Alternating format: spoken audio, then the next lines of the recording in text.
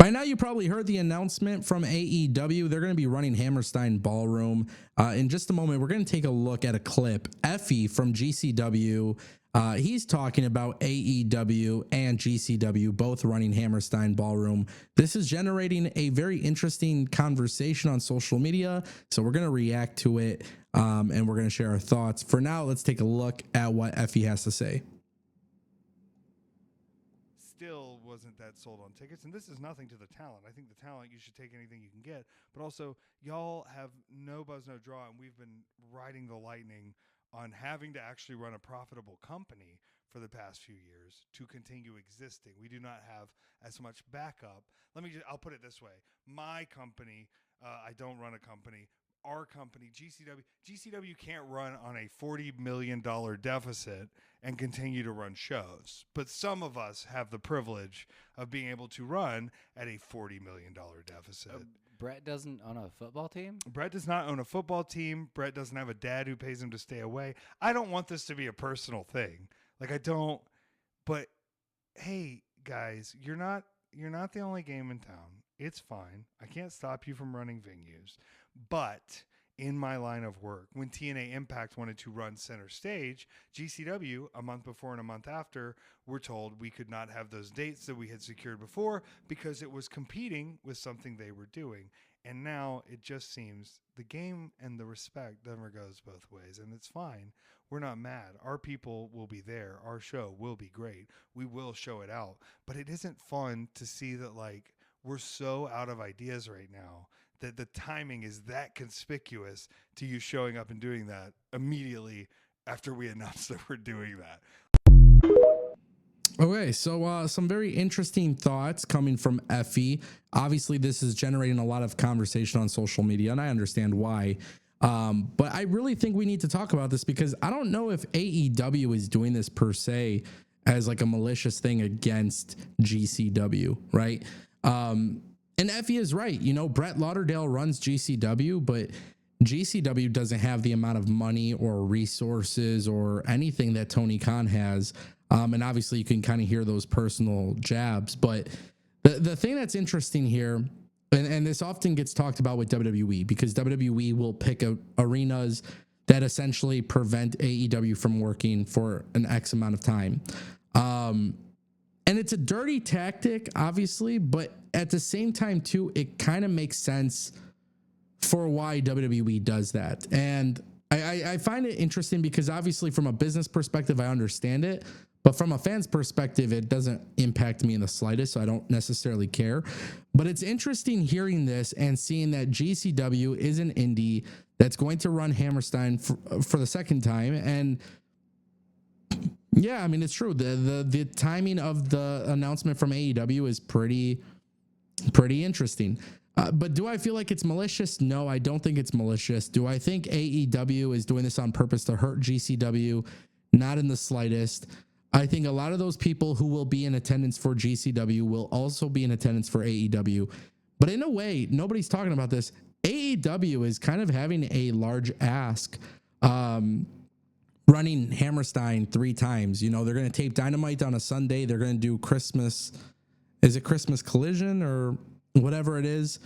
But they got Collision, they got Dynamite, and then obviously ROH Final Battle. They're asking their audience to pay for tickets for 3 separate events.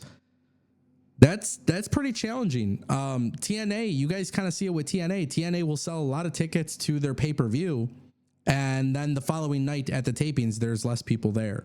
So in its own way, it's already a weird decision for AEW running Hammerstein Ballroom 3 times.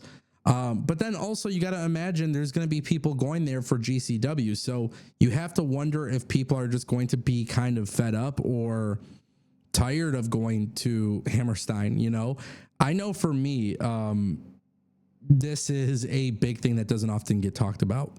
But I do think there is some sort of feeling of tiresome when you go to a venue, you know, let's say it's Friday, you go to a venue, and then the next day, you know, let's say it's a 40-minute drive or something, and you're stuck in traffic. It's like, for the big event, you're going to want to see it, you're going to go. And then for some reason, you kind of feel tired going the next day. I don't know.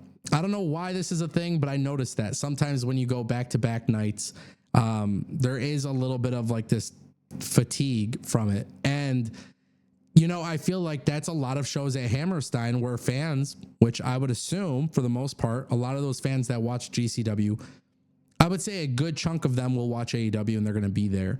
And really, here's the thing, like with AEW and GCW running Hammerstein, let's not forget that NXT was also trying to run Hammerstein, which also adds to the fatigue. But at the same time, too, I can't really be mad at AEW here because for AEW, their goal was to get into smaller venues. That made a little bit more sense. But it is true. Effy is right. Like Tony Khan could handle running a business at a loss. Like they got money and there is a difference between that. But it's not malicious. It's a weird and strange situation, but I get it. But it's pro wrestling and there's so many iconic venues out there. I mean, every wrestling company is going to try and work at these venues. I mean, there was rumors that TNA was looking at doing Hammerstein as well. So like, it's not uncommon to hear about this. But on the flip side, I mean, we're just so used to hearing that WWE is preventing people from using certain arenas and whatever, and that's part of their agreement. You know, at least that's what was reported. So to me, it's just a very strange situation. And I think it's odd that, you know, I don't want to see GCW and AEW at odds. Obviously, WWE is now working with GCW, which I have seen some people talk about this. They're like, hey, maybe Tony Khan's doing this in response to WWE sending talent to GCW, but I don't really think that makes a lot of sense. I don't think this is malicious. I just think Tony Khan's got more money and Tony Khan's got more power and Tony Khan is putting his business first. And I don't think Tony Khan, deep down inside, I haven't spoken to the guy, but like, if I was a billionaire running a wrestling company and, you know, I'm trying to grow my business, I don't know if I would necessarily be too worried about what other wrestling companies are doing. Like I would just be focused on my company, my show, trying to produce the best possible show and doing it in a way that makes money. And it's odd that this is the situation, but yeah, people obviously aren't happy about it. I get both sides of the story. I can understand why people would be happy. I can understand why people would be upset. But I think for pro wrestling, having these iconic venues, being there, it's a good thing. I don't know what the ticket prices are for GCW versus AEW, but I can't imagine them being too drastically different. So I'm just going to pretty much say this. It's a weird situation, and hopefully it works out for everybody involved. I hope both shows do well with ticket sales. And I can only hope that everybody is successful there. And hopefully this isn't an actual problem. But very interesting stuff, for sure.